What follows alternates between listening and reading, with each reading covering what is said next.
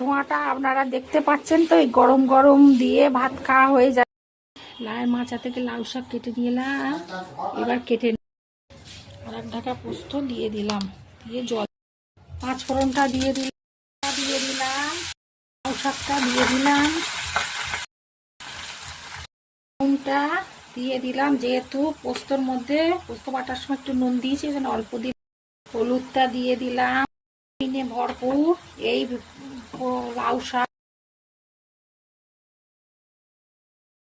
দেখুন শাকটা আমার হয়ে গেছে, সামান্য একটু চিনির দানা দেব।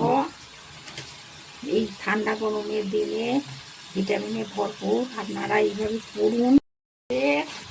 মাছা, লাউ মাছা, লাউ শাক তাই দিয়ে করছি, হয়ে গেছে।